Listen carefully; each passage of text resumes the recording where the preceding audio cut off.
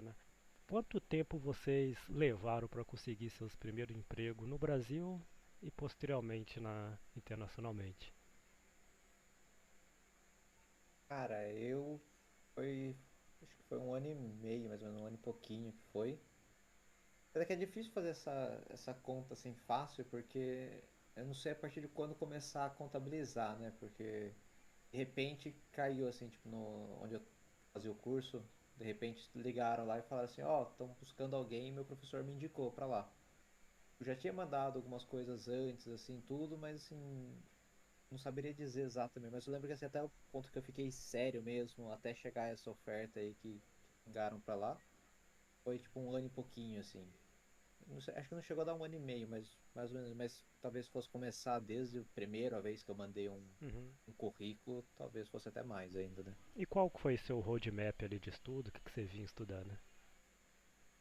Ah, eu tava estudando bastante a parte de 3D mesmo, mas como generalista, não tava focado em animação ainda. Isso no Então, Maia? no mais, assim.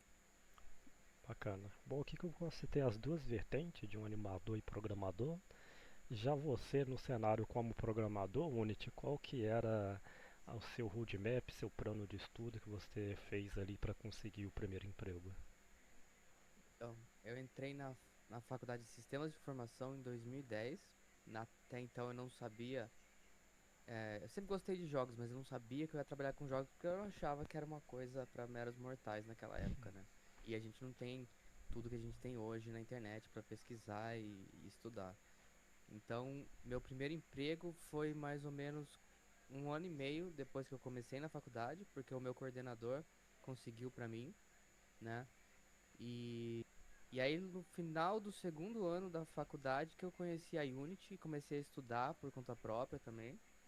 E aí eu vi que era possível trabalhar com jogos. E aí eu fui tentando entrar nessa carreira e eu demorei, acho que eu comecei final de 2014 só trabalhar com games, né? Exclusivamente com games só final de 2016.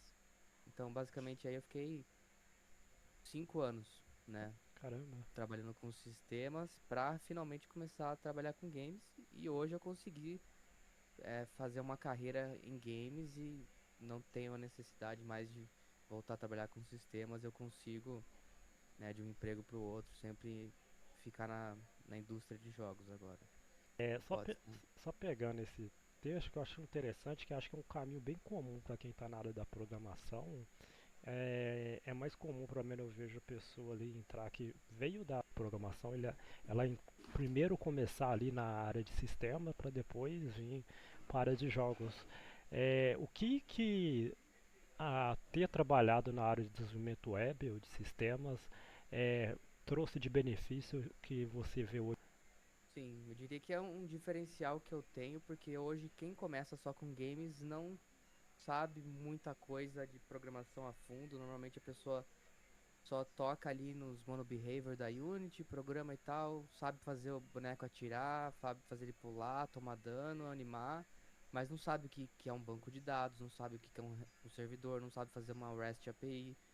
Uhum, Então fica uma coisa, quando você vai trabalhar num jogo mais complexo, ou num jogo para celular que precisa fazer conexão com o servidor da empresa para logar a pessoa, para receber as informações dela, quantas moedas ela tem, enfim, a pessoa não tem essa noção de como funciona tudo isso, né? E você vindo de sistemas, você literalmente teve que fazer essas coisas, né? uhum. Então, eu conheço de ponta a ponta, apesar de hoje eu preferir não encostar mais, mas eu sei como funciona o back-end, como funciona um banco de dados, relacionar um banco de dados no SQL. Então, eu tenho conhecimento para saber, mesmo que eu não queira mais utilizar, pelo menos para dialogar com o cara do back-end que está fazendo e se precisar ajudar ele, assim, mas hoje em dia eu consegui já realmente migrar. Mas no começo eu já tive que fazer jogo que eu fazia tudo. Então eu já fiz o servidor, já fiz o banco de dados, a API e fiz tudo sozinho. Bacana. Por que a faculdade não ser tão importante para a área da programação em geral e na área de animação? É que assim, Tem lados bons e os lados negativos da faculdade, eu acho. O lado negativo é que é muito difícil ela conseguir ficar em linha com o mercado. Então, como é uma coisa mais burocrática, por exemplo, se eu for querer colocar um software novo num curso de uma faculdade, tem que passar por um monte de aprovação, tudo para daí chegar. Não posso, caraca, ó, acabaram de lançar uma versão de uma coisa super legal, revolucionária aqui que todo mundo está usando na indústria. Não consigo colocar isso direto numa faculdade, né? Tipo, então tem esse lado negativo. A faculdade às vezes ela está alguns passos atrás do mercado por causa disso. Mas eu acho que tem um lado interessante também que é muita gente às vezes ela tá meio perdida. Putz, será que eu quero ser um animador? Será que eu quero ser um programador? Será que eu quero ser um game designer? Será que eu quero ser um level designer? Será que eu quero ser um modelador? Tudo. Então na faculdade você vai conseguir pincelar um pouco de tudo isso. Então o que eu vejo de legal da faculdade é isso. Você vai conseguir ter uma noção, por mais que não totalmente, sabe, específica, não totalmente por pesada da área, mas você vai ter uma noção de todas as áreas de um jogo, assim, de começo ao fim. Que dificilmente, por exemplo, um programador que comece direto com programação, ele vai saber muito como funciona a parte de arte, como funciona a parte de áudio, como funciona o roteiro, essas coisas assim. E se ele já sabe que ele quer programação e boa, beleza, mas às vezes ele não sabe direito, né? Quando a gente tá com 17, 18 anos, tá muito jovem, a gente acha uma coisa, mas depois, alguns anos pra frente, você descobre outra área totalmente diferente e que você se encanta. Então eu acho que a faculdade ela tem esse lado positivo de você ver um pouco de tudo, você consegue fazer um networking legal pra caramba, tem um monte de gente ali que tá querendo fazer as mesmas coisas que você, tudo. Às vezes com um professor, que o Yuri a gente falou, o primeiro professor dele que conseguiu, não, o primeiro emprego dele foi através de uma indicação de professor, então isso eu acho que é uma coisa legal que também pode acontecer bem. Ajuda pra quem tá mais perdido assim, mas eu acho que é expectativa e realidade que acaba ficando meio distante, porque a pessoa fala assim, pô, vou fazer faculdade de jogos, eu vou sair de lá um craque, master em fazer jogo, eu vou conseguir um portfólio aí direto na Naughty Dog para fazer o The Last of Us 3. E não é assim. Você vai sair da Uhum. faculdade sabendo um pouco e tendo uma noção do que você precisa estudar muito mais para ficar craque naquela área que você escolheu, mas tem tem esses dois pontos, eu acho, né? Não é que a faculdade, assim, ah, nunca faço faculdade, mas também, assim, ah, não acho que você vai sair da faculdade pronto para o mercado também, né? Entendo. Eu acho que pelo tempo que você perde não, mas assim, que você leva para sair da faculdade, você poderia ter aprendido muito mais da parte técnica fazendo cursos livres, estudando coisas por conta própria, né? O que pega na faculdade é a questão ainda, né, cada vez menos, mas ainda tem a questão de você ter que ter um diploma, apesar de que eu nunca precisei mostrar meu diploma para ninguém, mas sempre tem na requisito de vagas, principalmente no Brasil, graduado em jogos digitais, em ciência da computação, coisas do tipo. Então acaba sendo meio que um status obrigatório ainda, mas como eu falei, cada vez menos, eu acho que a tendência é que isso acabe desaparecendo, porque é o que o Gamarra falou. Até a faculdade se adaptar para uma nova tecnologia, ela já está defasada de novo, né? As coisas mudam muito rápido, né? Só ver aí quantas versões de Unity e Unreal estão lançando o tempo inteiro, com novos recursos e não tem como a faculdade acompanhar, porque é tudo uma burocracia para ficar atualizando a ementa e, Uhum. enfim, é uma coisa mais.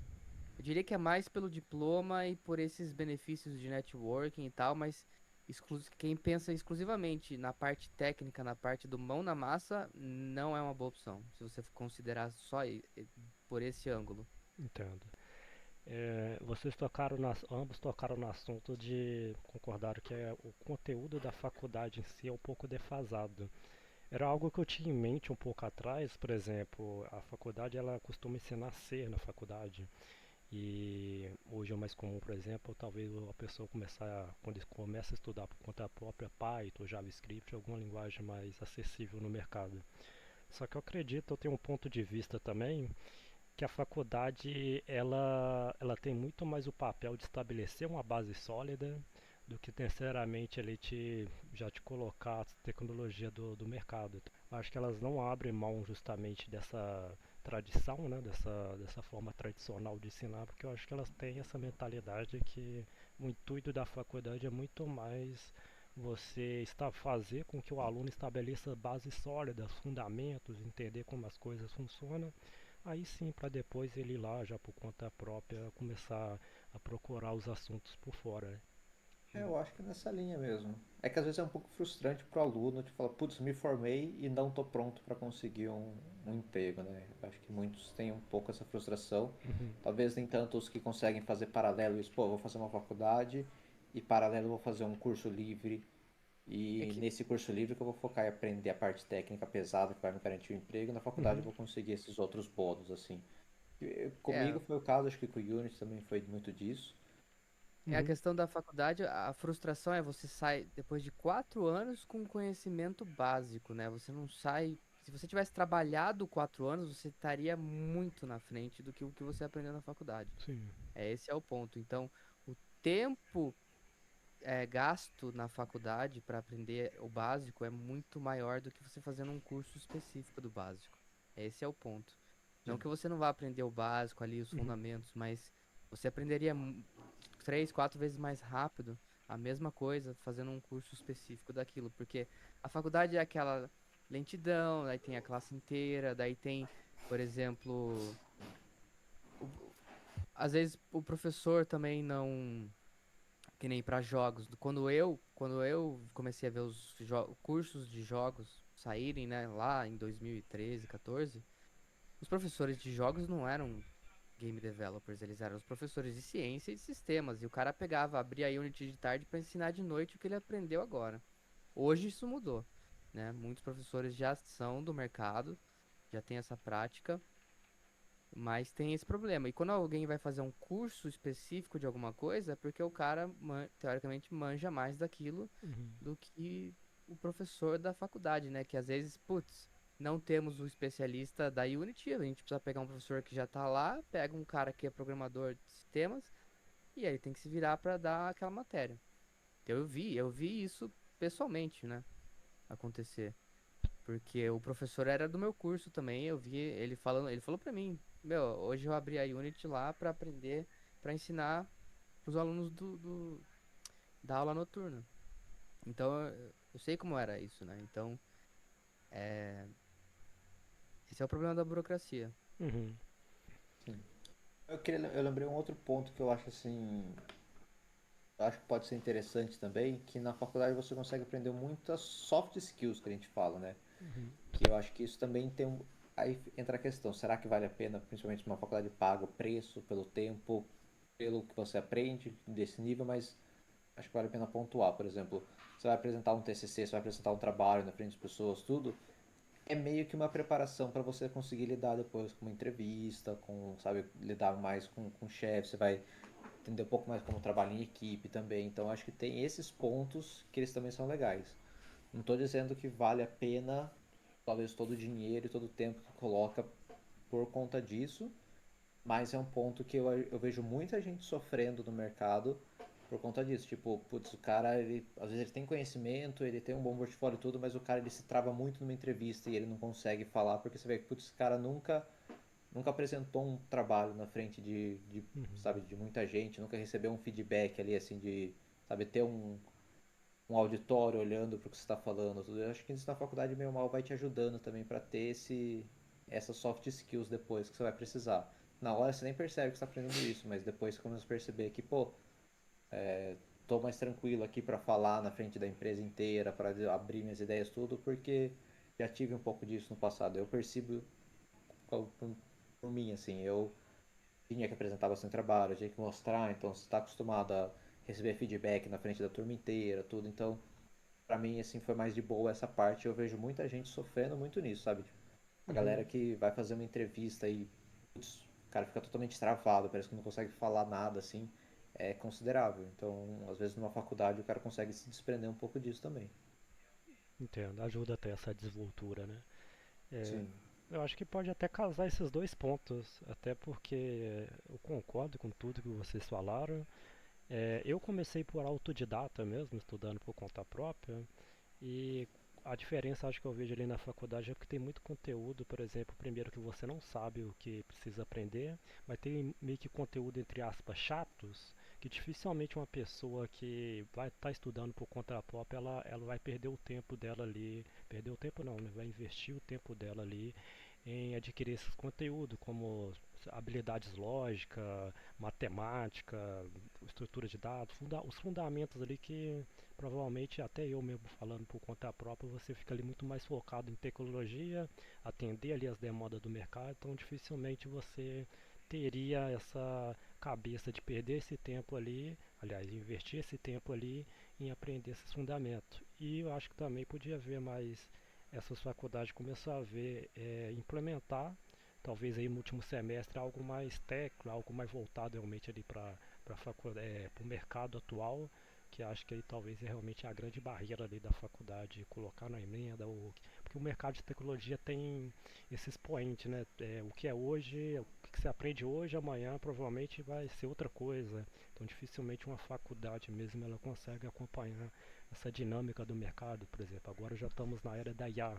Eu acho que não acredito que tenha uma faculdade hoje que tenha na grade É, curricular coisas sobre a IA. O que vocês fizeram e como estudar o roadmap ali para entrar na área de jogos no mercado internacional? Precisa ter alguma experiência? Qual o nível de conhecimento? O nível de conhecimento é similar daqui? Fale um pouco, por favor. Eu começo, então, aí você então, complementa. Eu acho que, infelizmente, para você entrar no mercado internacional, eu acho que a primeira coisa, óbvio, é o inglês, Uhum. né? Não precisa ser aquela coisa perfeita, você pode ter sotaque, você pode um monte de coisa. O que você precisa é que a pessoa entenda o que você está falando e que você entenda o que ela está falando em tempo real, igual a gente está fazendo aqui. Não adianta você ficar indo no tradutor e ficar pesquisando toda hora, né? Talvez daqui uns 5, 10 anos seja verdade e as coisas se traduzam instantaneamente, como já tem algumas opções aí, umas ferramentas, mas na prática não nem tanto, né, para trabalhar hoje em dia, mas pode ser que chegue esse dia. Mas enquanto não chega, é bom ter um inglês nesse nível. A outra questão é que o mercado internacional geralmente absorve mais seniors. Então você vai acabar tendo que ter muita experiência no Brasil, pelo menos uns 3, 4, 5 anos, para justificar para a empresa de fora que, né, você é válido para aquela empresa. Então é muito difícil um júnior conseguir uma vaga internacional. Já é difícil aqui, imagina internacional. Uhum. Então eu acho que o primeiro passo seria adquirir experiência, né? Que a gente começa. A gente sempre fala, se tá sem experiência, cria um portfólio, vai estudando, vai fazendo seus projetos pessoais. A partir daí você arruma um emprego no Brasil e adquire experiência, vai aprendendo. Outra coisa muito importante é conseguir um emprego presencial, apesar de eu preferir o home office. Mas é justamente o que o Gamarra falou, de soft skills, de você lidar com as pessoas. É muito diferente você estar ali no dia a dia aprendendo a lidar com as pessoas ao seu redor do que você tá na frente de um computador. Então, eu passei até 2020 eu trabalhava presencial. Então, foram 9 anos trabalhando presencial e só agora que eu trabalho full remoto e vou permanecer assim, Uhum. acho que o resto da minha carreira. Mas eu acho importante começar presencial e adquirir essa experiência até você começar a ser considerado um pleno para sênior e aí buscar essas vagas internacionais que você vai ter mais chance de sucesso, é, até, né, para destacar entre os headhunters e as empresas, você vai ter muito mais chance, não quer dizer que é rápido, vai demorar muitos meses, né? A pandemia permitiu que eu conseguisse, porque daí as empresas abriram para o mundo, né? Antes era bem mais difícil. E antes, se você passasse, você tinha que se mudar. Uhum. Agora nem não necessariamente.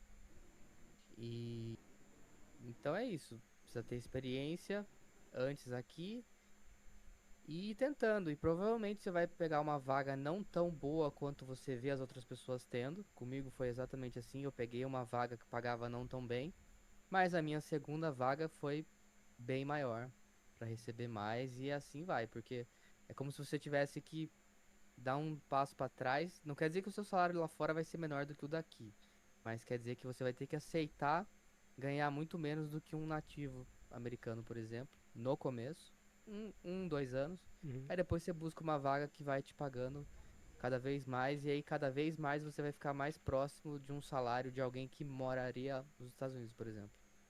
Uhum. exatamente, eu não Essa tenho ques- nem o que completar, hein? Essa questão do presencial acho que tem muito a ver também com o conhecimento que você adquire por osmose, né? Só pelo fato de você estar ali no ambiente, você acaba adquirindo o conhecimento, entra também até no ponto que o Gamarra entrou, que você também acaba tendo mais traquejo ali na comunicação, você tem essa experiência. Por exemplo, quando você inicia, é bem comum ali eles pagarem menos para alguém que é de fora. Até por isso eles devem estar contratando alguém de fora para poder pagar um valor abaixo. Mas eu acho que quando você, por exemplo, você que já tem um tempo de experiência já trabalhando no mercado internacional, com o passar dos tempos ele acaba pagando o mesmo valor para você do que eles pagam para um nativo. É, eu tô há 4 anos trabalhando pro exterior e realmente tem muita empresa que vai olhar pra você, brasileiro, e falar, pô, eu vou pagar muito menos pra esse cara porque eles ganham em real lá e ele faz a conversão e aí ele acha um valor maluco lá dele. Mas tem muita empresa que respeita a sua experiência Uhum. e ela vai permitir que você ganhe muito próximo do que eles ganhariam lá mesmo. E a tendência é que quanto mais anos de experiência você tenha lá fora, mais você consiga negociar valores próximos realmente compatíveis com o mercado deles, né? Então você vai subindo no conceito, assim, né? Como se você tivesse sênior no Brasil e depois você começa lá fora, apesar de ser sênior, mas tem que ser sênior de salário, né? Então você vai subindo essa escadinha aí. E aí com o tempo, né, você já mostra, pô, eu já ganhava X na outra empresa, por que que eu vou aceitar ganhar metade pra vocês? E aí você filtra, né? Eu acho que isso é uma coisa muito importante para quem tá buscando emprego, é buscar emprego sem estar desesperado, porque senão você vai ter que aceitar a primeira coisa que aparecer, o primeiro salário que aparecer, quando você poderia estar negociando, achando a melhor vaga e tal. Então, quando eu achei minha primeira vaga internacional, eu demorei 6 meses para achar. E eu já tinha sido aprovado em umas 3 empresas antes, só que me ofereceram um valor muito baixo, que eu não aceitei. Então, por quê? Porque eu estava empregado no Brasil e estava procurando sem pressa. Uhum. Apesar de querer muito, mas eu não estava assim aceitando qualquer coisa.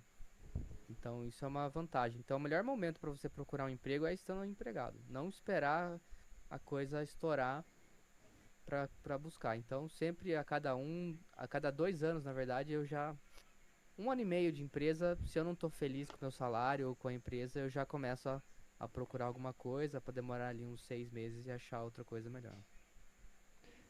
Eu vou levantar a bola aqui pro Gamarra poder complementar.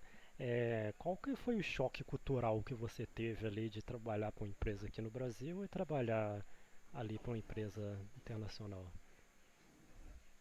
Cara, choque cultural, assim, acho que o maior foi ter contato com pessoas do mundo inteiro e ter contato com pessoas que trabalharam em outros projetos, assim, que a gente não tem aqui no Brasil, né? Quando eu tenho um vídeo do canal que eu comento, tipo, o meu antigo chefe, o cara trabalhou em, tipo, todos os jogos que a gente curte. God of War, Homem-Aranha, Uncharted, GTA, tudo isso. Então, você conseguir ter contato com essas pessoas e você ir absorvendo o conhecimento delas é uma coisa que você não vai conseguir aqui no Brasil. Uhum. Não vai ter um cara desse trabalhando no estúdio aqui do Brasil. Pode ser que um cara daqui do Brasil vá trabalhar nos jogos desses, mas não o contrário, né? Então você conseguir ter esse contato com essas pessoas e conseguindo aprender com elas, eu acho que é muito válido. Eu acho que é uma coisa legal pra caramba, né?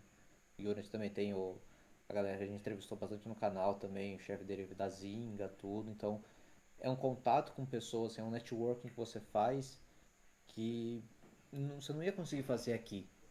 E eu acho que isso é bem legal. Assim, o fato das pessoas estarem morando e trabalhando em outros países, acho que não muda tanto assim pra gente.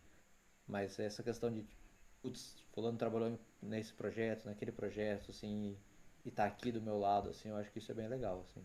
Eu acho que tem o fuso horário também, que você tem que se acostumar, porque no Brasil É, tá nem todo você mundo tá. ali no mesmo horário, ok. Lá não. Tem gente da costa oeste dos Estados Unidos, que é 4, 5 horas pra trás. Aí tem galera que tá em Portugal, que é 4, 5 horas pra frente. Caramba. Então fica uma. Tem gente. Eu trabalho com um cara da Nova Zelândia, meu, que 4 da tarde do Brasil, pra ele é 8 da manhã e ele começa a trabalhar naquele horário. E eu já tô. Então, assim, tem que acostumar. E aí, até por isso que a empresa tem uma flexibilidade de trabalhar assincronamente. Então ele fala. é, de tal a tal hora eu quero todo mundo na empresa, mas fora dessas horas vocês se ajeitam do jeito que vocês preferirem. Vocês trabalham sozinhos, vocês sabem que tarefas vocês têm que ter. Então é uma coisa muito mais. Você tem que se controlar e organizar o seu trabalho também. Isso é uma coisa que no Brasil a tendência é que todo mundo fique muito em cima de você, cuidando do que você está fazendo assim a cada hora. Qual que é a sua visão técnica do mercado internacional para o mercado brasileiro? Está no mesmo nível ou não? O mercado internacional está um pouco avançado, até por ser países desenvolvidos, no seu Eu acho segmento que anterior, né? Por favor. o mercado internacional ele está bem à frente por questão do escopo dos projetos, né? Você não Uhum. vai conseguir pegar um projeto que tem aí 100, 200 pessoas trabalhando nele simultâneo aqui no Brasil. Vai ser muito difícil isso acontecer. Lá fora isso é mais comum. Aqui, assim, uma equipe grande aqui no Brasil, às vezes é o quê? 20 pessoas. Lá fora, 20 pessoas é uma equipe indie praticamente. Então, eu acho que esse passo, assim, do escopo do projeto, eles estão bem na frente ainda. A gente pode até ter bons profissionais aqui, mas eles não estão em bons projetos, né? Projetos mais avançados, mais grandiosos, assim, né?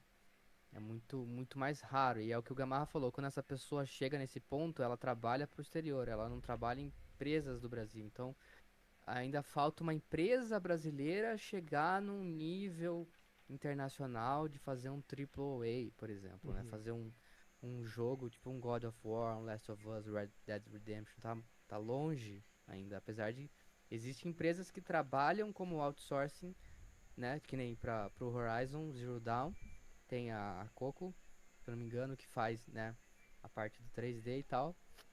Mas ela não faz o Horizon, entendeu? Ela presta serviço para a empresa que faz o Horizon. Então é muito assim, o Brasil presta serviço para fora, mas o Brasil não cria algo que fica é, famoso internacionalmente, uma coisa que vende no mundo inteiro, jogos grandes assim. Entendo. Você disseram que inicialmente, por exemplo, você precisa ter experiência aqui no Brasil para depois ir para uma vaga internacional, que seria o cenário ideal. Pensando nesse ponto, por exemplo, o mercado brasileiro aqui o forte é bem, por exemplo, mobile, né? Mobile, né? Os jogos mobile. É, Quando você vê que a pessoa tem que ter esse discernimento de mudar. E que muda o que você tem que estudar. Eu diria que você tem que sempre evoluir a qualidade do seu trabalho, melhorar a sua Sim. arquitetura, melhorar, saber design patterns. Uhum. Então é mais uma progressão do que mudar o foco, né? Mas é como você falou, infelizmente o Brasil é muito mobile, né? Ou é mobile ou é edital do governo. E então fica muito limitado. Então, infelizmente, a grande maioria, no meu ponto de vista, porque eu não gosto de mobile, mas então a maioria tem que começar mobile. Eu tive que começar mobile e peguei essa experiência e trouxe pro resto, porque não é uma coisa perdida nem um pouco. É Unity, é C Sharp, tem UI, tem um monte de coisa, só que é mobile, né? Então você tem que focar. A regra de negócio é diferente, né? Mobile geralmente é free, e aí você tem que ter compras dentro da loja, ou você vai colocar advertising lá dentro, enfim, são jogos diferentes e são jogos hiper casuais também, né? A maioria. Uhum. Aquele match 3 tipo um Candy Crush, joguinho de carta, jogo de palavra cruzada, esse tipo de coisa. Então, dificilmente você vai ter experiência de fazer um shooter ou um RPG, MMO, coisas assim, trabalhando no Brasil. Bem mais difícil achar esse tipo de projeto aqui. Interessante, acho que tem até a ver com muita mentalidade do Brasil em si, né? O Brasil ele tem muito essa mentalidade, como você disse, fazer jogos rápidos, de fazer jogos simples, jogos até fáceis, e talvez tem poucas indústrias brasileiras que apostam em fazer pelo menos jogos marcantes, jogos, por exemplo, eu acredito que não tem nenhum jogo brasileiro na história até hoje que conseguiu entrar nos melhores jogos do ano, das grandes das grandes indústrias. Eu acho que justamente por esse pensamento, no brasileiro tem muito Tem até uma frase que a gente ouve muito ali no ramo, que é o feito é melhor do que perfeito, né? Então o brasileiro ali, ele acaba focando muito em fazer algo entregável, algo rápido, mas talvez ele não tenha essa mentalidade ali de pensar ao longo prazo, escalabilidade, até um pouco de gigantismo, né? Pensar que seu jogo pode ser grande. Você acha que tem espaço para o Brasil ter esse tipo de mentalidade? Que talvez eu acho que tenha, a mentalidade até tenha, mas as empresas não é que não estão dispostas. Ela vê que a ideia não seria comprada. Temos o exemplo agora recente do 171, que teve a proposta aí de fazer o famoso GTA brasileiro. Então saiu um pouco dessa casinha, dessa mentalidade de opa, fazer jogos rápidos, simples. E inicialmente eles sofreram bastante, até preconceito, alguns acusaram de scam, que estavam querendo só o dinheiro, então tem muita essa resistência. O 7.1 até inclusive eu fiz umas animações pra eles aí Então é de um interessante. freela que eles queriam. Mas é que é muito difícil fazer isso no Brasil porque fica muito caro, né? Você. Primeiro, para você ter uma equipe grande para conseguir fazer um jogo grande, você ia ter que pagar bastante gente. E isso já fica difícil. As pessoas que você ia ter que contratar são pessoas que provavelmente estariam também querendo buscar vagas para fora. Então você não ia conseguir pagar um salário baixo para elas. Você ia ter que pagar um salário que convencesse ela a falar assim: pô, beleza, então eu não vou trabalhar para fora, eu vou trabalhar aqui com você. Ou você ia ter que arranjar muita gente que ainda não está no nível de ir para fora, mas está naquele quase assim, que está muito bem. Então é difícil conseguir as pessoas, é difícil conseguir o dinheiro para pagar as pessoas, é difícil manter tudo isso funcionando por 5 anos. Então acho que é muito dinheiro envolvido para Uhum, tentar dar certo um jogo. A gente sabe que, putz, um jogo às vezes bem feito ele dá um lucro absurdo de milhões e milhões de dólares, uhum, mas ainda assim é complicado de primeira você conseguir fazer isso de cara, assim, já chegar num estúdio e conseguir chegar num nível desse sem ter feito assim aquela progressão mais normal. Tá, vamos começar bem pequenininho, daí subindo, subindo, subindo, subindo. Eu acho que é bem difícil ainda do. Tem estúdios brasileiros que conseguem fazer coisas grandes assim, mas ainda não nesse escopo, né? Não nesse nível de uma uhum, Rockstar, de uma Naughty Dog, assim. Então, mas eu não sei se eu vejo uma luz no fim do túnel muito positiva, assim, porque realmente é muito caro, é muito difícil você fazer isso aqui no Brasil. uhum, E se você for analisar cruelmente falando, uma empresa, por exemplo, que tenha condição de fazer isso, por que que ela faria aqui no Brasil? Por que que ela já não faz então lá fora? Já que ela teria condição de bancar isso tudo, qual verdade. vantagem que ela teria em fazer isso aqui no Brasil e não já lá fora? Então, é uma situação complicada, assim, eu acho que se a gente for crescer, acho que vai ter que ser nessa crescida natural, assim, de começar de pouquinho em pouquinho, a gente sempre vai estar bem atrás. Hoje agora a Rockstar tá para lançar o GTA 6. Em quanto tempo a gente vai conseguir lançar um jogo parecido com o GTA 4? A gente não conseguiu lançar um jogo no nível GTA 4. Então a gente Interessante. provavelmente vai estar sempre atrás, mas não vejo a gente conseguindo pegar assim a ponta da lança e chegando assim, porque é muito dinheiro envolvido, é muita gente por muito tempo. Então acho que é complicado mesmo. O Brasil sempre tá atrás, não só nisso, né? Na maioria das coisas, né? Então é uma coisa sistêmica, eu diria. Mas o que acontece, é que eu já vi, é um milionário que tem um sonho de ter o jogo dele assim assado, e aí ele banca uma equipe pra fazer. Eu já fiz entrevista numa empresa brasileira que era isso, era um jogo de um MMO, de um RPG e tal. E o cara tinha a visão dele, o cara já era milionário, e quis, né, fazer isso porque ele podia bancar do próprio bolso. Mas quando você fala de investidores bancarem a sua empresa para fazer um projeto com GTA 4, sei lá, aí a coisa é muito mais embaixo. Eles preferem muito mais que você faça um jogo de 6 meses para celular, e se esse jogo der algum retorno, ele faz um outro maior, e aí vai aumentando e tal. Mas ele sempre tenta ir no mais garantido, apesar de que eu não Uhum. sei como tem tanto espaço para jogos para celular hoje em dia, porque as pessoas continuam fazendo, e assim, eu não teria coragem de começar uma empresa para fazer um jogo hiper casual, não. Até porque eu detesto, mas não só por isso, porque tem milhares, né, lançados sempre. Eu não sei como que a pessoa se destaca. Parece que é mais fácil, mas é um mercado muito agressivo o mobile. Você tem que saber muito lidar com os dados para saber. É muito mais uma coisa de entrar na cabeça do jogador. Então tem isso também, a psicologia de saber onde ele clicou, o que que ele fez, onde ele estava olhando. Tem muito mais isso do que você fazer um jogo indie para Steam e vender por $5 e $10 e fazer a pessoa se divertir. Inclusive tá em alta, né? Jogos indie, porque eles são mais baratos, a equipe é menor e deixa a criatividade rolar mais do que você. Por que que hoje tá chato se você for pensar nos jogos AAA? Porque eles não querem arriscar. É igual os filmes da Marvel, ficam ou fazendo remake, remaster, ou fica reciclando coisa ou faz um Assassin's Creed que é idêntico aos 10 anteriores, por quê? Porque eles já têm a fórmula do sucesso e não querem arriscar mudar aquilo. Quem que vai mudar isso?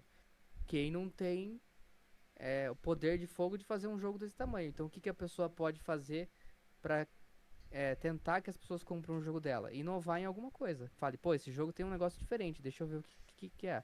Então a pessoa usa mais da criatividade, porque também se não der certo, ela ficou ali, sei lá, 6 meses, um ano fazendo um indie, né? Não perdeu 5 6 anos com 300 pessoas na equipe fazendo um GTA, né? Então é bem diferente. Você consegue ir mais para esse lado. Poxa, eu gosto muito dessas entrevistas porque eu aprendo bastante com cada entrevistado. Aqui, pelo que eu entendi, basicamente o Brasil tem um problema simplesmente de recursos, né? Então, por ser empresas compostas por pequenas e médias empresas, eles têm muito mais focando no ontem do que no amanhã. Então, eles acabam precisando até de iniciativa privada para poder ter essa mentalidade maior. Acho que a grande questão também que eu vi, interessante que você falou da diferença do AAA para os jogos indie, que agora eu vejo realmente uma seção grande de estar caindo no gosto da galera os jogos indie justamente por essa inovação.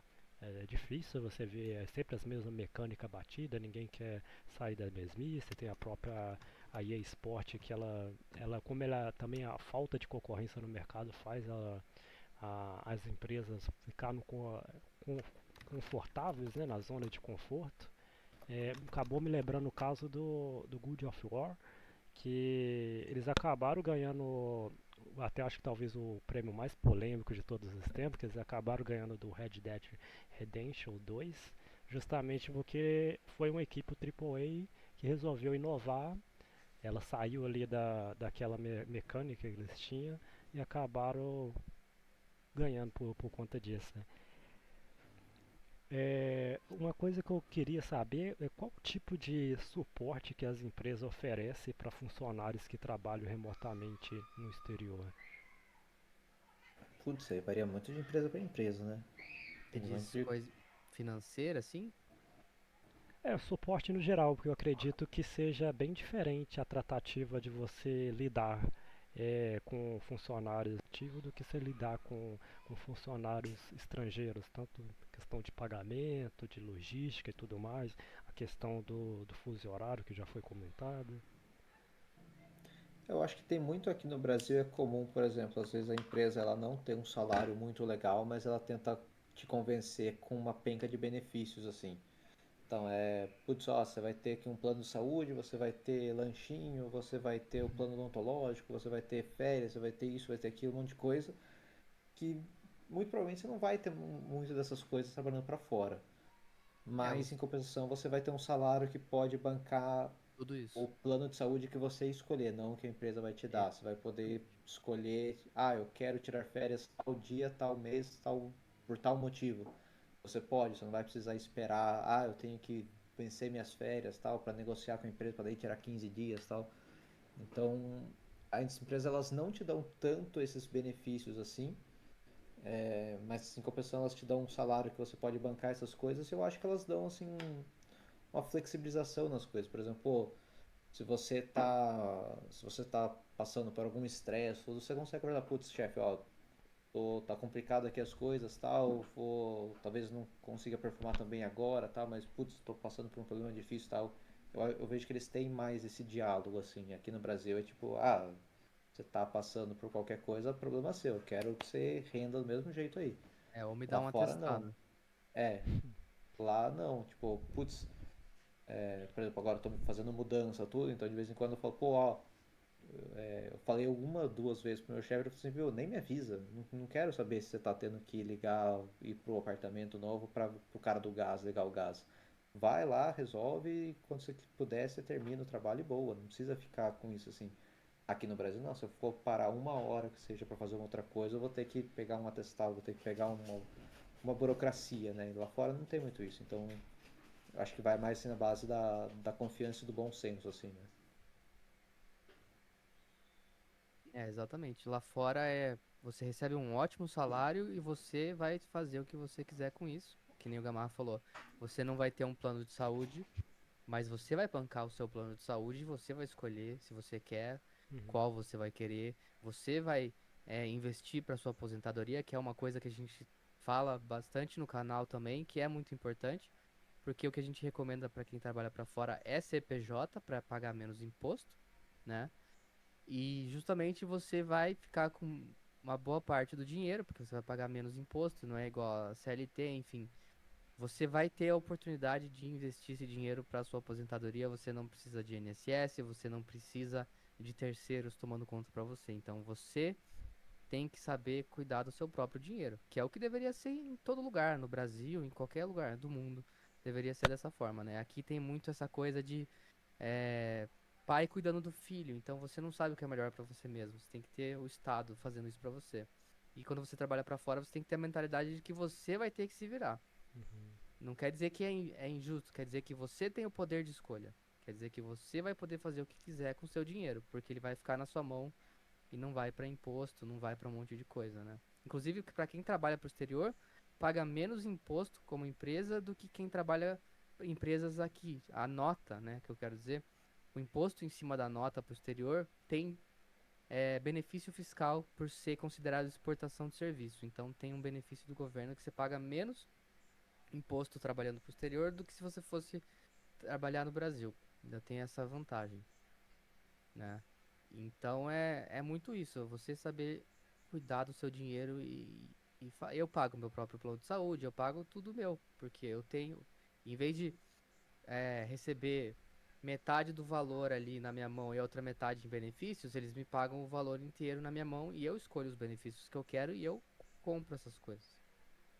Interessante. Voltado na parte técnica das respectivas áreas, quais foram os maiores desafios que vocês enfrentaram e como é que vocês fizeram para superar esses desafios? O desafio técnico que eu já enfrentei, cara, boa pergunta, assim. Acho que pra mim foi no começo, acho que eu comecei ao contrário do que talvez a maioria. Eu comecei em times menores e fui crescendo o time. Uhum. Então, por exemplo, o primeiro jogo que eu fiz, tirando o Freela, né? Mas o primeiro jogo que eu peguei pra fazer profissionalmente era um jogo mobile para Android, iOS, tinha que ter banco de dados, tinha que ter servidor, e eu só tinha eu mesmo pra fazer. Então eu não tinha um colega na empresa que eu pudesse perguntar como que eu faço isso na Unity, como que eu exporto para a Store do Google, como que eu faço no iOS, como que eu mexo no Mac. Eu tive que estudar tudo isso sozinho, tive que ir atrás sozinho e estudar na internet. Então isso foi um grande desafio. E aí depois, né, eu fui mudando de empregos e aí eu tinha mais um colega, daqui a pouco eu tinha três, quatro, né, já cheguei a trabalhar com 8 programadores. Então, é diferente. Mas é muito legal você fazer meio que sozinho ou com mais uma pessoa, porque você vai ter que se virar. Porque nas empresas atuais eu nunca dei um build na Unity, porque não precisava. Caramba. Eles já faziam tudo lá, entendeu? Então eu só fazia a minha parte, mandava pro Git lá o commit e já era.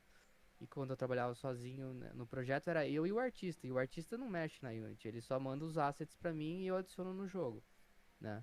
Tem artistas técnicos e tal, o Gamarra pode falar, mas assim, naquele caso não. Era um artista 2D que só mandava as imagens pra mim e eu tinha que fazer tudo sozinho, o jogo inteiro, desde criar o projeto até exportar pra Store e subir tudo. Então, eu acho que foi o maior desafio ter que aprender tudo isso na marra sem poder consultar alguém mais experiente. Eu acho que pensando bem pra mim, assim, o maior desafio mesmo foi conseguir chegar no nível que eles queriam mesmo. Foi evoluir assim naturalmente de questão de detalhe, assim, de ao invés de você ter que fazer um monte de coisa, falar assim, ok, essa semana eu vou me dedicar para fazer esses dois ataques do jogo aqui, mas eles vão ficar lindos, perfeitos, assim. Acho que isso foi mais difícil. Aqui no Brasil a gente não tinha muito isso, era mais pauleira, assim, tipo, ó, tem que fazer trocentas animações por mês e vai. Lá no, aqui no exterior eu consigo fazer isso com mais calma e focando mais na qualidade, né? Tem também a parte de aprender um pouco a parte técnica que o Unity comentou de, pô, aprender um pouco de Unity para conseguir importar os meus assets, conseguir configurar algumas coisas lá dentro da Unity e me ajudou bastante também, então eu não diria que foi uma coisa assim muito difícil, assim, foi um desafio novo, mas não acho que foi o maior, assim, acho que o maior foi realmente dar esse salto de qualidade assim mesmo. Interessante. Então, basicamente, porque no Brasil você acaba sendo mais especialista, então o nível técnico acaba sendo afetado, enquanto é comum, por exemplo, pessoas dizem, pô, quando você trabalha numa equipe AAA, tem uma pessoa que vai mexer ali só especificamente no cabelo do personagem, então acaba exigindo a qualidade melhor. Dito isso, vocês Exatamente. são do time especialista ou generalista? Comecei como generalista e acho que é muito válido todo mundo começar como generalista, Uhum. mas focado numa especialização. Hoje eu me especializei em animação mesmo, eu trabalho praticamente exclusivamente com animação, mas eu acho que é bem válido quem está no começo ser um pouco generalista. Uma coisa que eu aprendi com o meu chefe dos Estados Unidos é o T-shape, né? Você sabe Isso. a superfície de tudo, ou seja, sabe um pouquinho de tudo e se especializa, aprofunda numa coisa. Pô, legal. Então, acho que programador de jogos acaba tendo que ser meio que sempre um generalista, porque ele vai precisar ajudar no resto do projeto, mas você tem que ter focos de especialidade até para você conseguir se destacar e arrumar uma vaga. Então, no meu caso é UI. Eu sou especialista em UI até porque é uma área que muita gente não gosta, porque acham sem graça. E se você pensar, tá, pode ser, porque é mais legal fazer o menu ou o gameplay, né? Mais legal fazer o personagem andando, atirando, fazendo tudo, do que você fazer o botão de play, settings, mudar o volume. Isso é sem graça, né? Então eu acabei fazendo o que ninguém queria fazer e me especializei em ser o cara que aceitava fazer a parte chata. E acabei me especializando na UI por conta disso. Então é legal você ter uma especialidade, mas é legal você também que nem eu não podia só fazer a UI na empresa, eu tinha que ajudar no resto, porque a UI nem sempre vai ter uma UI pra fazer, né? Num jogo, que nem eu tava trabalhando num MOBA, quando acabava a UI eu tinha que ajudar nas habilidades, no personagem, enfim, várias outras coisas que você acaba se aprofundando também ali, né? E a questão de programação tem um outro X que é você não só tem que ser bom na linguagem, na ferramenta, você tem que saber o projeto, porque cada projeto é feito de um jeito, tem a sua própria arquitetura. Você tem que conhecer as classes, tem que saber o que está acontecendo. Então, isso é uma barreira meio que assusta as pessoas mudarem de emprego ou de projeto também, porque não só eles têm que saber a ferramenta, porque o C Sharp é o mesmo, né? Por exemplo, a Unity é a mesma, vai ter um plugin aqui, outro ali também, mas a arquitetura do projeto é outra. Então você vai ter que, quando você entra num projeto novo, você não tem que só saber a ferramenta, você tem que saber o projeto. E isso é uma coisa que você pode ser júnior, pleno, sênior, é, faixa preta no que for, você vai ter que estudar o projeto, vai ter que se acostumar com aquela arquitetura. Interessante. Quais são os seus objetivos como carreira como game dev? Ou você já acha que já atingiram esse objetivo? Cara, meu objetivo maior é ter o próprio estúdio, trabalhar pra mim, assim. Esse seria o ápice, assim, da minha realização pessoal e profissional, eu acho. É trabalhar É, num estúdio próprio. Maneiro. absorver o que você aprendeu, né? O problema é que muita gente quer fazer isso do dia um, né? É, É, aprendi ontem, fiz meu primeiro joguinho aqui na Unity, agora eu tô pronto freestyle pra virar um indie game de sucesso e tudo mais. E não é assim que funciona. Então a gente foi pelo caminho de ganhar dinheiro, ganhar experiência, conseguir trabalhar em empresas do exterior, ver como as coisas são feitas, para agora começar a se dar o luxo de tentar fazer os próprios games de uma maneira mais racional, né, e Sim. não tão emotiva. Então o que muita gente começa errando é, vou fazer o que nem, vou fazer um jogo gigantesco, né? E às vezes você tem que começar com jogos menores e depois você vai subindo e ver se isso dá certo. E você tem que ter dinheiro para se bancar enquanto isso não dá retorno, porque pode nunca dar um retorno também. Então tem tudo isso. Mas esse é um plano de ter o próprio estúdio, né? Acho que muitos, para não dizer todos, têm esse sonho.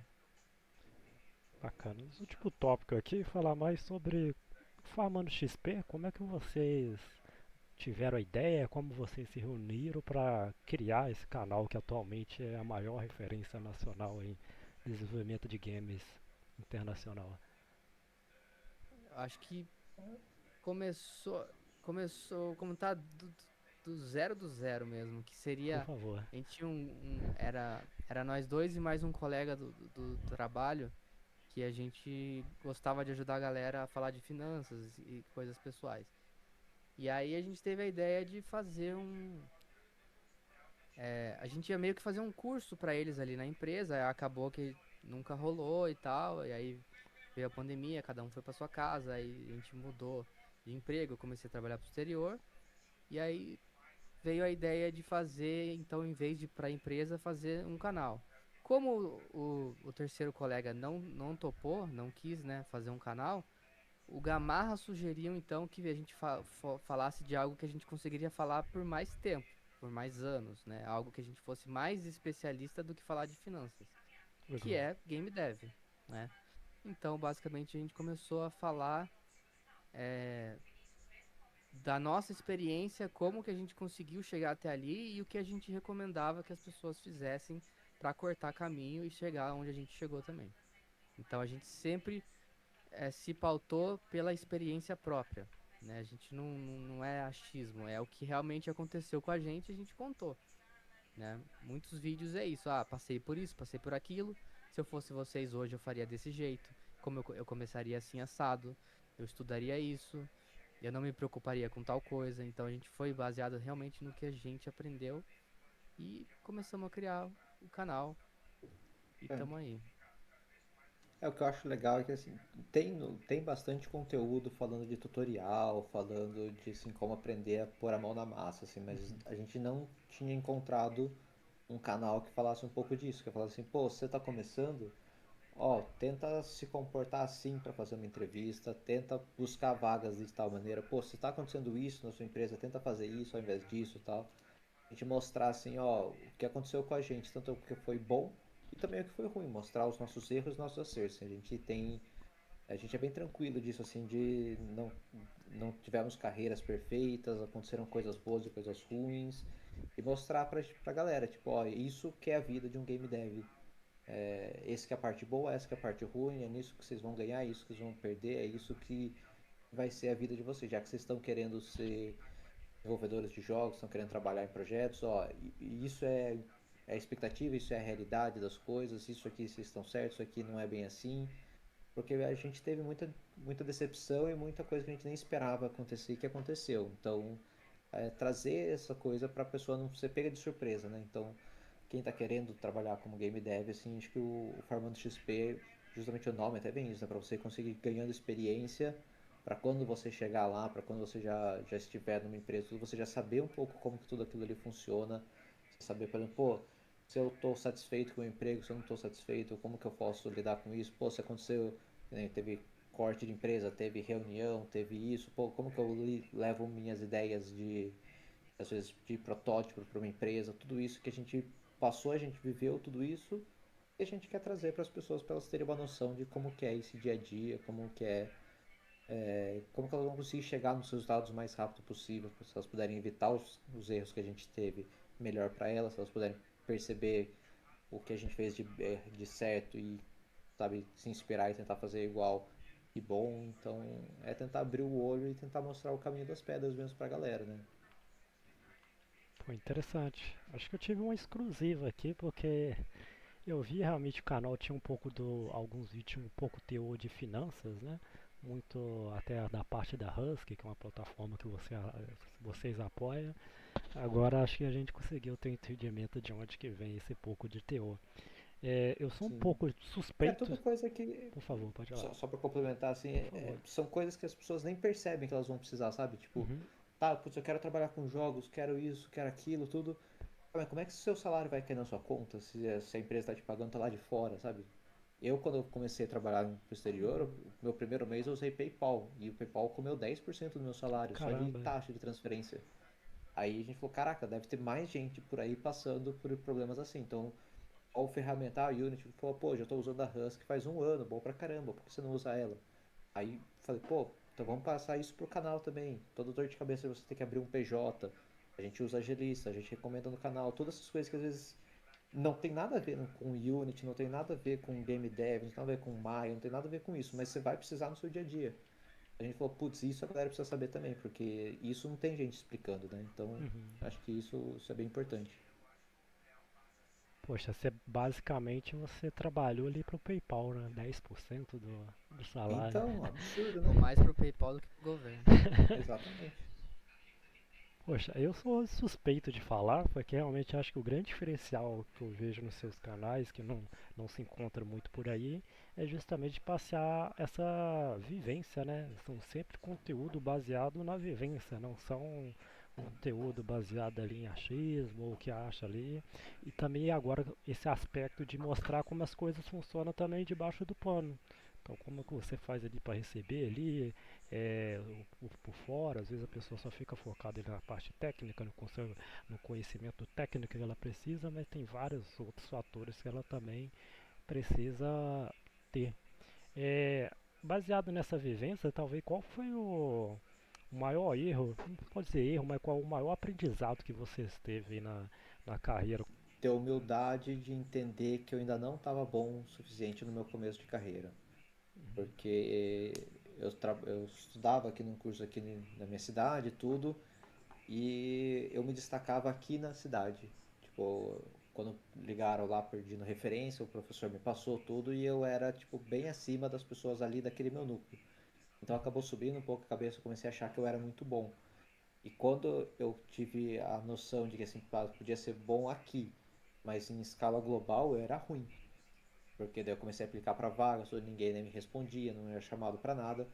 Então, só que por um tempo eu fiquei meio que me enganando, falando assim, pô, não, não deu certo porque eu sou brasileiro, não deu certo por causa disso, não deu certo por causa disso. Queria arranjar desculpa até o ponto que eu cheguei e falei assim, pô, deixa eu ver como que é o portfólio dos caras que estão trabalhando nessas vagas que eu estou aplicando e estou sendo recusado. E quando eu Legal. fiz isso, eu olhei e falei assim, caraca, o portfólio deles é muito melhor que o meu. Então eu não estou sendo chamado porque eu estou atrás dessa galera assim. Eu posso estar na frente do João aqui, do José aqui da escola, só que isso não significa nada, porque eu estou atrás do nível do mercado. Então quando eu entendi isso, eu falei assim, cara, então o que eu preciso fazer é sentar a bunda no frente do computador, é pegar mais firme ainda nos cursos, é pegar assim, é subir a régua mesmo. Aí as coisas deram certo para mim, que daí eu consegui fazer isso por um tempo, consegui daí entrar no mercado internacional, consegui tudo que foi tudo bem, mas eu tive esse choque assim no começo, assim, durante muito tempo eu trabalhava aqui no Brasil e aplicava para vagas de fora, Uhum. mas nunca era chamado, nunca acontecia nada. E ficava aquela, né, não, sei lá, não, arranjava desculpa para não assumir que eu não estava bom o suficiente. Quando eu entendi isso e eu falei, putz, eu preciso melhorar puramente ali a minha parte técnica e ter um portfólio melhor, aí as coisas decolaram muito mais fácil, assim. Eu acredito que como você, como animador, talvez seja até um pouco mais difícil, né? Porque nós programadores, às vezes as coisas ficam ali meio por debaixo do pano, é só no código, GitHub ali é um pouco mais aceitável, você acaba tendo que ter mais esse detalhe visual, né? De passar qualidade visual pro pessoa de fora. Sim. É, não tem muito como esconder ali. Se tá feio, né? E você, Unity? Pra mim, acho que no começo, uma coisa que eu fiz que me custou quase 3 anos foi de não aproveitar a oportunidade que apareceu. Então, assim, no começo é muito difícil você entrar, né, na indústria. Então, aparecendo alguma coisa, por mais que você não goste e tal, depois eu, tipo, queria muito aquela vaga, né? Eu vou contar rapidinho. Basicamente, eu fiz um projeto na faculdade, que era os Gênios da Estrela, né? O jogo lá das cores. E, e acabou que eu consegui contato com a Estrela, a gente tava negociando e tal. Aí na minha cabeça, inocente, eu achava que eu ia trabalhar pra Estrela ou em parceria com a Estrela. Eles iam me pagar pra fazer os jogos dele e tal. E eu não tinha experiência, né? Mas eu fiz um jogo que foi bem feito e tal. E achava que a partir daí ia deslanchar minha carreira. E na época tinha surgido uma oportunidade de trabalhar num estúdio de games aqui da cidade que eu moro. E eu acabei não aceitando na hora porque eu achava, isso era exatamente na época que eu tava negociando com a Estrela. Eu falei, meu, pra que eu vou trabalhar no estúdio dele se eu vou ter o meu próprio trabalhando aqui em parceria com a Estrela? Aconteceu que nunca deu certo a Estrela. E aquele estúdio pegou outra pessoa e o cara ainda falou: a gente não tem mais a vaga, mas a próxima que abrir ainda é sua. E nunca abriu essa vaga, a empresa fechou depois de um tempo. Então eu nunca tive a oportunidade de trabalhar lá. E aí, quase 3 anos depois, esse mesmo diretor da empresa me indicou para uma outra vaga, para um amigo dele. Mas demorou. E nisso eu tive que trabalhar com sistemas até lá, porque eu precisava pagar minhas contas. Então Uhum. foi aí que eu tive que realmente continuar em sistemas. E aí passou quase 3 anos até eu conseguir realmente ter uma oportunidade de trabalhar com games. Então esse foi meu erro, achar que eu tinha tudo pronto ali, decidido, e perdi uma oportunidade que estava presente na minha frente. Então a dica é para você não desperdiçar a oportunidade. Porque na minha experiência, inclusive de entrevistas, né? Quando você fala, putz, mas se eu passar nessas duas empresas, eu não sei qual das duas escolher. Via de regra, nunca você vai precisar escolher, porque uma vai do nada dar errado. Sempre. Mas assim, sempre mesmo. Você nunca vai precisar escolher qual das duas você quer. Porque tinha uma que eu tava quase assinando o contrato e de repente cancelaram tudo. Caramba. Só que eu já tinha essa experiência de saber que não ia precisar escolher. Então eu não me privei das outras oportunidades que estavam aparecendo. E foi uma dessas outras que de fato eu entrei, né? Então, esse foi um aprendizado que eu tive lá atrás, que é legal passar para as pessoas. Pô, legal. Eu acho que eu consegui arrancar a dica de ouro aqui, até na parte que eu acho que o brasileiro realmente tem um pouco dessa síndrome de vira-lata, né, de achar que tudo lá fora é melhor, mas ao mesmo tempo é necessário, como o Gamarra disse, ter essa humildade de reconhecer, ver as pessoas que são grandes e poder usá-las como modelo, né, poder modelar o que as grandes pessoas estão fazendo para você conseguir ter esse mesmo sucesso, né? Sobre o Famano, Exatamente. sobre o Famano XP, como é que vocês veem o futuro aí do canal, as perspectivas do canal, como é que vocês enxergam o canal daqui a algum tempo? Algo em torno assim de uns 150 milhões de inscritos, né, Gigante? Assim, né? Mais ou menos. Essa é uma coisa que a gente esperava que fosse estar maior, o número de inscritos e tal. Uhum. Mas, assim, as coisas que a gente conquistou com o canal mesmo pequeno, assim, foi além do que a gente pensava, proporcional ao tamanho que ele é. A gente espera que o canal cresça, né? Tem canais que falam sobre game dev, enfim, que tem mais de 100 mil inscritos, então por que que a gente também não pode chegar nesse nível, né? Então a Vão gente chegar. acredita que a gente possa chegar, talvez a gente tá pecando em marketing ou alguma outra coisa, não sei.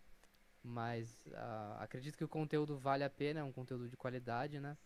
É diferente de querer chegar pra pessoa e só atacar tutorial de como fazer seu jogo rápido. A proposta é mais você ter uma carreira, Uhum. né, de preferência internacional. Então, nem tudo que a gente vai falar é o que a pessoa quer ouvir, mas é como as coisas Verdade. são, né? Então, acho que esse é um ponto que faz o canal não ser tão conhecido. Porque normalmente não é algo que a pessoa vai buscar de fato, mas é algo que ela realmente precisa saber. Interessante. Basicamente isso. Mas de pouquinho em pouquinho a gente vai crescendo aí, vamos ajudando mais pessoas a entrar na Logo, logo vai área, ter conseguir a emprego. nossa segunda Game Jam, vai ser em Legal. Sim, junho. vai ser bem Pô, legal. E tamo aí. Vamos cada vez mais coisas. pô, a primeira já foi um Exatamente. sucesso, né? Teve bastante gente participando, Sim, jogos Foram interessantes, mais que de mais, 30 jogos. poxa, muito. é. Gigante, até pra uma primeira Game Jam, A né? segunda, Sim. ó, a segunda, você não tem noção das coisas que a gente conseguiu pra segunda, Será que cara. pode dar alguns spoilers aí pra gente? Pode dar algum spoiler, gente? Vamos Ah, pensar aqui. pode falar que o prêmio vai ser maior. Vamos O prêmio vai ter. ser consideravelmente maior. E vai ter prêmio pra mais do que só o É, game vencedor. isso. Tem algumas surpresas que a gente quer lançar depois, mas eu acho que já podemos, assim. Acho que já pode falar, né, gente? O prêmio vai Pode ser, ser assim, que manda, bem né? maior, né? Bem maior. Quer falar o valor agora? Dar essa Hum, exclusiva aqui para Alfredo? Ou hum, muito cedo ainda, talvez? muito cedo. Vai que muda. É. Eu vou falar assim, ó. É mais que o dobro da primeira, isso já Sim, podemos falar. sim. O prêmio vai ser legal aí pra galera correr atrás aí, dar uma ajuda legal pra galera aí. Poxa, aí Mas você. tem umas surpresinhas aí que eu tô coçando pra falar aqui, mas não posso ainda. Tem que esperar. Tem que esperar tudo tá concretizado, assim, pra não ser afobado, né? Mas tem coisa boa que vai vir nessa segunda guia. Tá quase aí, eu acho. Falta cento e pouquinhos inscritos aí pra gente bater. E daí a gente já pode soltar aí e falar tudo e vai ser legal. Quero ver bastante projeto da galera. Poxa, aí você deixou a gente com gostinho de querer mais agora, hein? Ó, só mais 100 inscritos, mais ou menos. Só mais 100 aí a gente já fala tudo. Poxa, bacana, vou ficar ansioso pra bater essa meta. Pra finalizar, se vocês quiserem convidar o pessoal aí a inscrever no canal. Pô, então quem tá assistindo aqui com a gente, por favor, primeiramente se inscreva aqui no Formando XP, se inscreva também aqui no Área da Programação, dá uma moral pra gente que ajuda pra caramba, deixa o curtir aí, que ajuda pra caramba a gente também aqui no YouTube, a gente ainda é pequeno, então toda essa ajuda que vocês dão ajuda pra caramba a gente, vocês não têm noção disso. Então, dá uma olhada, quem quer aprender mais coisas sobre desenvolvimento de jogos, tudo, Formando XP tá recheado de conteúdo aí, né, pra galera de todas as áreas, né, Unity? Pô, tem quase 300 vídeos, a gente tem uma comunidade no Discord com mais de 1.500 pessoas, então dá pra trocar uma ideia, dá pra fazer muita coisa legal com vocês, é só vocês interagirem mais com a gente que a gente vai cada vez crescendo mais e criando mais coisas, né? Mais conteúdos e mais atividades com vocês. É isso aí. Show de bola. Obrigado, gente. Obrigado pela participação. Até uma próxima. Pô, imagina, eu que agradeço. Valeu, Valeu, obrigadão. obrigadão.